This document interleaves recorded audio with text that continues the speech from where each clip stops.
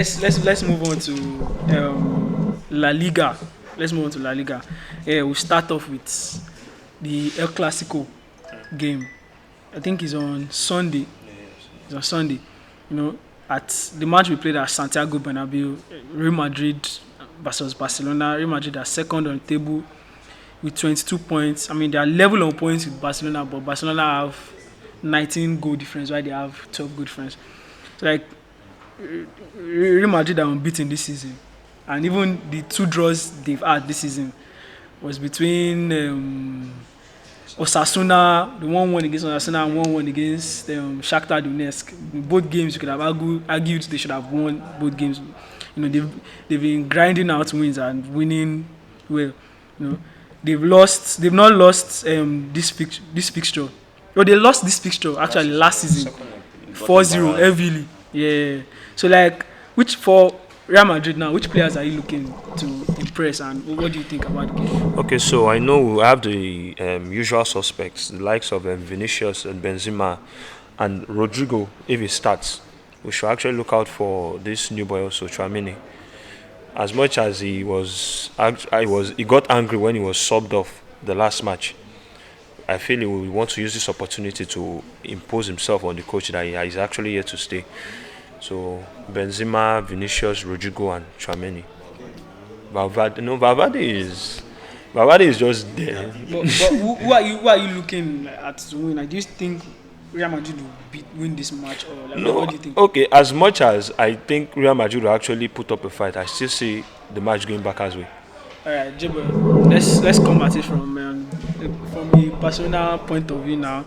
You know, talking about Xavi and their expectations. You know, they've been poor in the Champions League. They drew 3-3 to Inter Milan. Their last 2 games, they've won 1-0. They've not been convincing of recent in the league also. What do you think this game means to Xavi, the Barca board, the players? Obviously, this after the disappointment against Inter Milan, this obviously means more right now. And they are currently both on same points, first and second.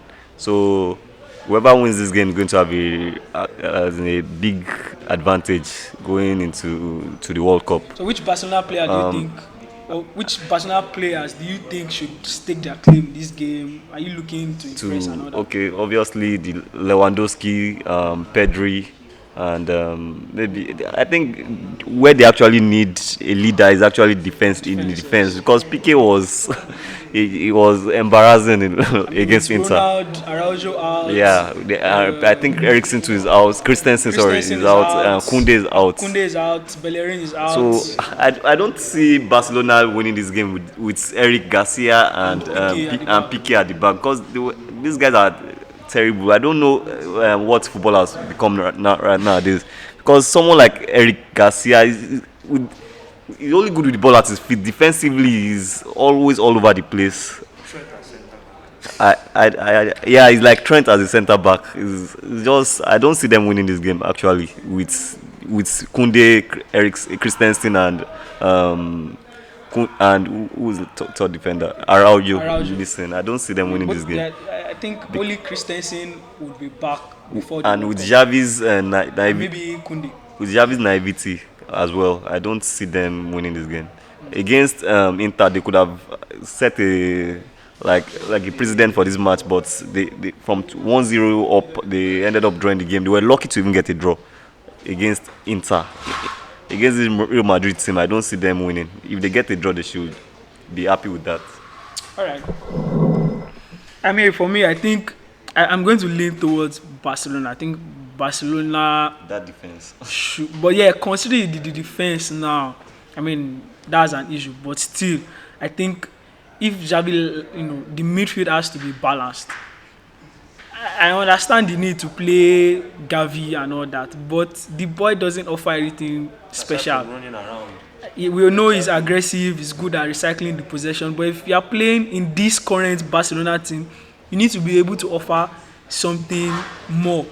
Everything he does, Pedri can do it and add other stuff to the game. So like he needs to. I think Kessie has to start. Yeah, Kessie has to start. So moving on to Athletic Bilbao and Atletico Madrid game.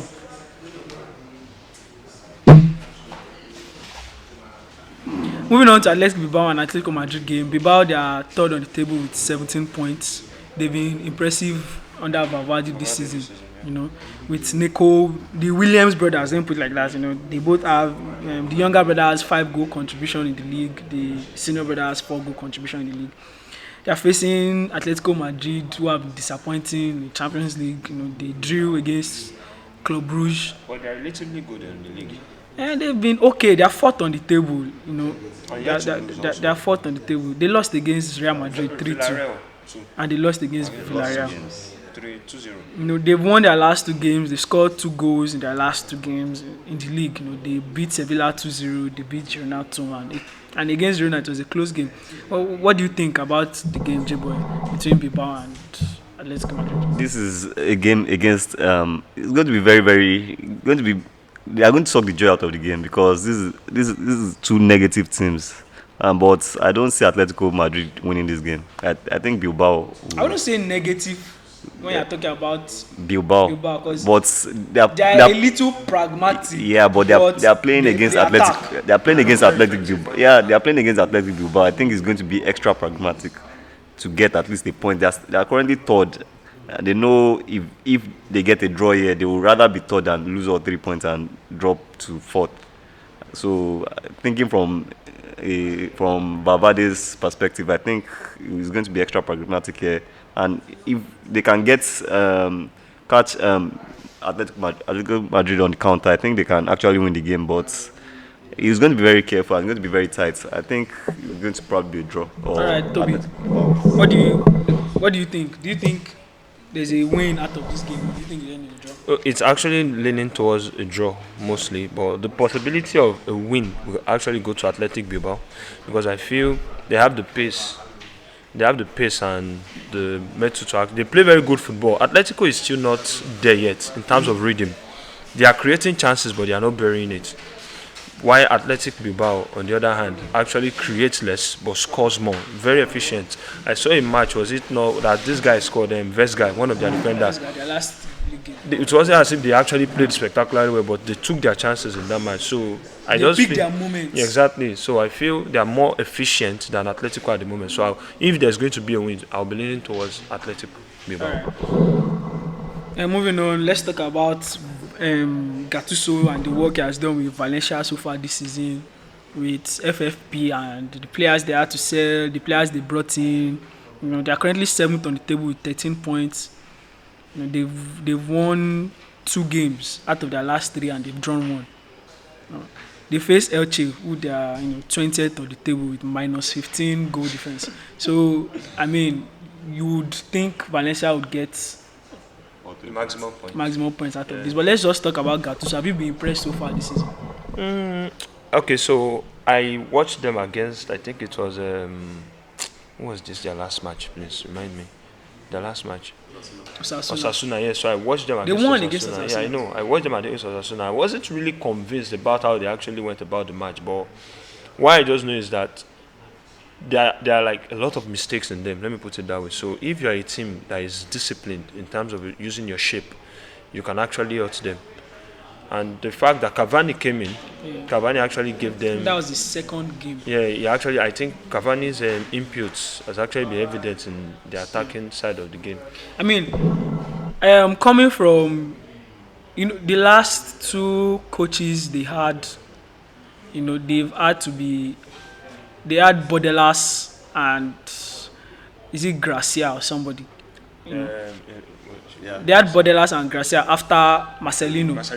So like, these coaches are not known for putting the ball in possession style football, which Gattuso is known for. Gattuso plays a possession based football. So like, he has been. I mean, now I'm coming from Gattuso's point of view now. Like, it's not difficult. Yeah, it's not easy.